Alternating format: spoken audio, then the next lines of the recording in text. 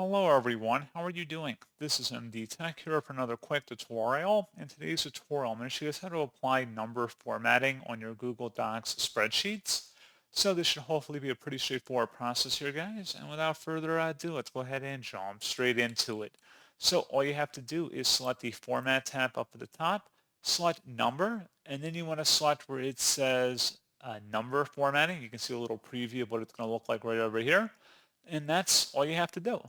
So pretty straightforward process, guys. And as always, thank you for watching. I do hope that was able to help you out, and I do look forward to catching you all in the next tutorial. Goodbye.